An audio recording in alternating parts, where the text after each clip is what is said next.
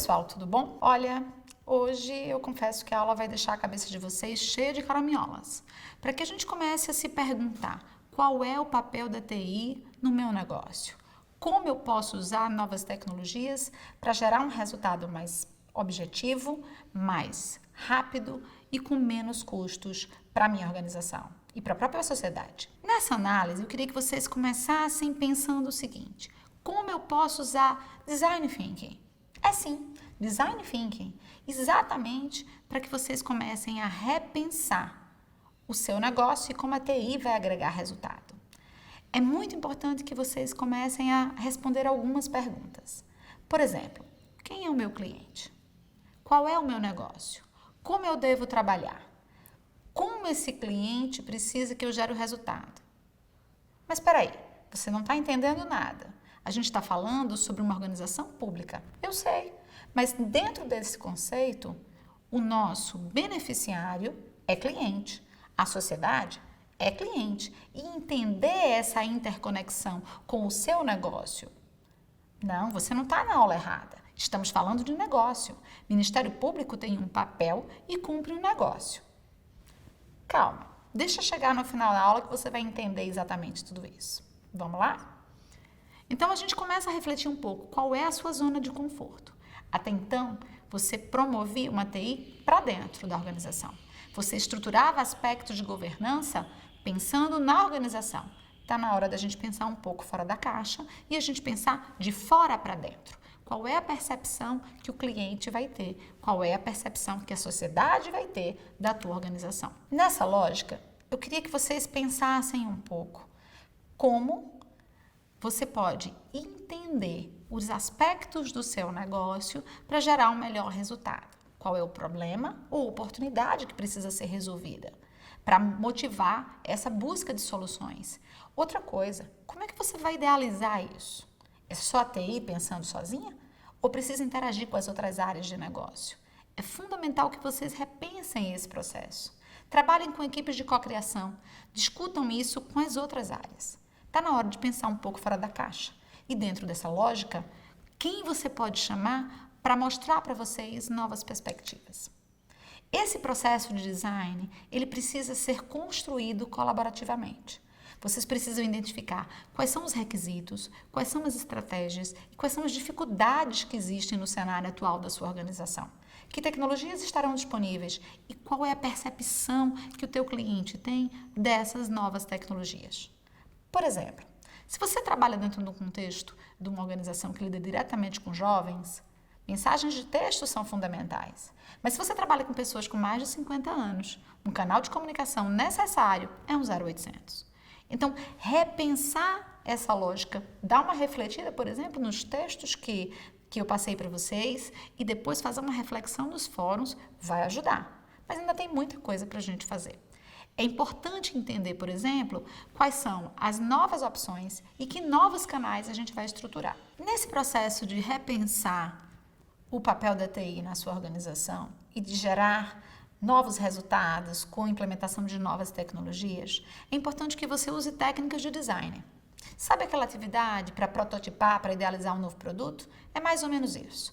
Vocês precisam compreender o problema, observar como as soluções podem ser implementadas, definir diretrizes e priorizar o que vai ser implementado, idear o modelo que vai ser realizado, gerar um protótipo e fazer testes. Depois, nesse processo de testes, é fundamental você verificar se os testes estão aderentes e que resultado você vai ter.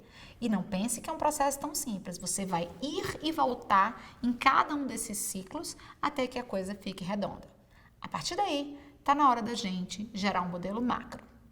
Depois dessa ação, é importante que você também analise outros fatores. Quem são os parceiros externos? Quem são os recursos que nós temos disponíveis? É muito mais difícil para quem é de TI, que pensa cartesianamente, pensar esse processo de cocriação. Então, eu recomendo a você que use o modelo do BMG Canvas para entender o seu negócio como um todo e que atores você vai ter dentro desse trabalho. É importante que vocês entendam, por exemplo, cada uma das fases do processo, as necessidades do cliente e como elas devem ser implementadas. A gente começa a análise do BMG Canvas e vocês vão ver o diagrama aí na tela. refletindo o seguinte: quem é o meu cliente? Quais são os seus recursos importantes? Dentro dos meus segmentos de cliente, qual é o cliente mais importante? Não pense que você tem toda a sociedade para ser tratada do mesmo jeito. Os requisitos, as necessidades e as expectativas de um jovem são completamente diferentes de uma pessoa acima de 60 anos. Entender essas necessidades, entender os requisitos, ajuda vocês a formatarem canais, serviços e linguagem de comunicação a ser adequada. Quando você cria os segmentos de mercado e você estrutura como deve utilizar os recursos, você otimiza a aplicação da tecnologia. Por exemplo, se você tem uma demanda grande gerada por cidadãos de 16, 17 anos, chatbot usando mensagem de texto é um excelente canal. Se você tem uma pessoa acima de 60 anos, bote um canal de 0800. Se você tem um público jovem, também um outro canal que é interessante para esse público é um canal usando chat online no aplicativo ou no portal. Então, entender essas necessidades ajuda você a dimensionar a infraestrutura e estabelecer que nível de tecnologia deve ser aplicado. Outro aspecto importante é entender, por exemplo, qual é a proposta de valor. Para cada segmento desse de cliente, que valor eu gero, que comunicação, que necessidades e que requisitos deles são atendidos e também que expectativas. Estabelecer também cada um dos canais. Qual é a demanda daquele canal, como eu devo estruturar, qual é a sazonalidade que eu vou ter de uso desses canais. Aí você me diz, peraí, Débora, você está dando aula sobre marketing? Não, eu estou dando aula sobre gestão de TI. Mas analisar a TI à luz de todas essas variáveis ajuda você a ter mais assertividade e ajuda você a otimizar os seus recursos. Porque os seus recursos são limitados. Você não vai ter todo o recurso disponível para tudo. Então é importante fazer essa seleção de onde aplicar e o que aplicar. Outro ponto importante. Os clientes precisam que você desenvolva com eles relacionamentos, mas os padrões de relacionamento a serem desenvolvidos são diferentes. Então, também entender que canais e que tipo de tecnologia pode ser aplicado para reforçar esses relacionamentos é fundamental. Então, vocês precisam também fazer essa reflexão. Outro ponto que é importante, quais são as fontes de receita? Aí você me diz, mas o cidadão não paga diretamente o nosso serviço, mas paga indiretamente através de imposto e tem a percepção do mercado, tem a percepção da satisfação desse cidadão. E isso gera um resultado que pode fortalecer o seu projeto na hora da captação de um novo recurso, numa agenda de definição orçamentária. Outro ponto, que aí você, por favor, não se esqueça. Quais são os seus recursos principais? Quais são as pessoas? Qual é o orçamento disponível? Que tecnologia eu vou ter? E que modelo de funcionamento vai ser estruturado? Quais são as atividades chaves que a gente vai desenvolver? Nessas atividades chaves, quais são os requisitos que elas têm? Que requisito prévio tem que ser implementado e que ações de comunicação prévia ao uso do serviço precisam ser estruturadas?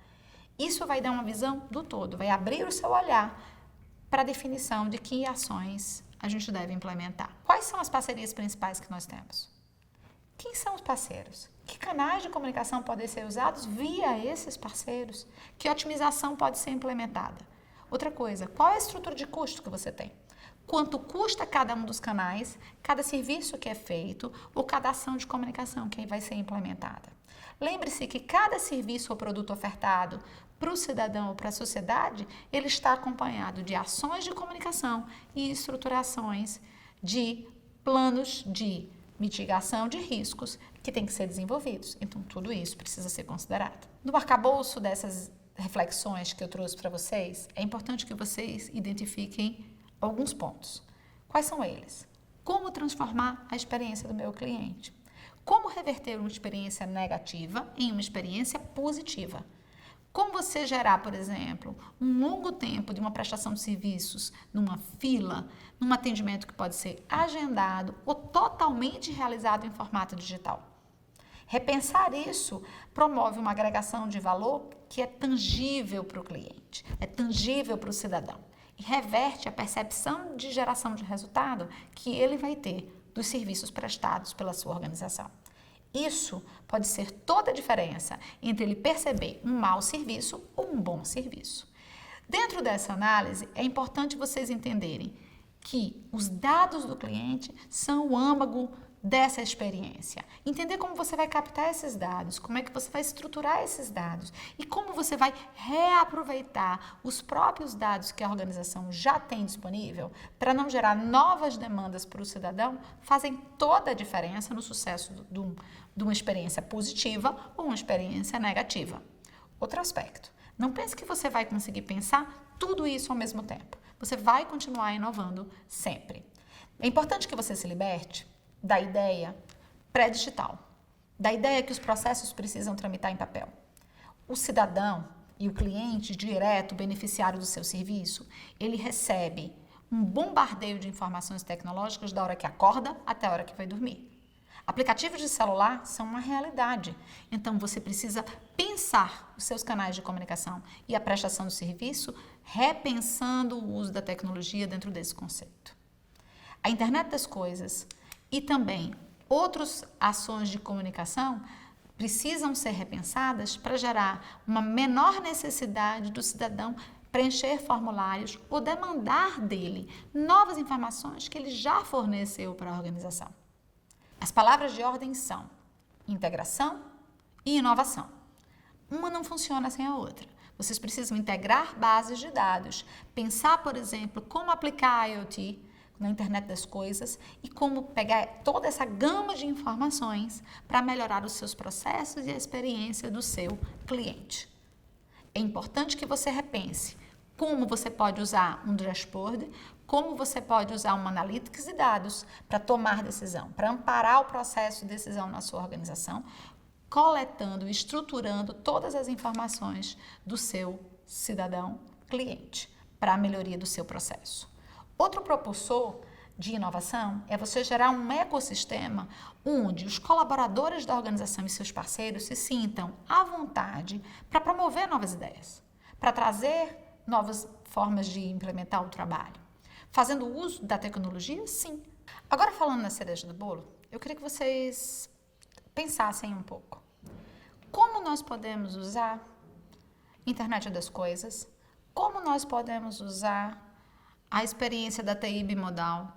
Como nós podemos usar, por exemplo, novas estratégias, analytics, estruturas de dados, agregando isso ao contexto de redesenhar a experiência do cliente?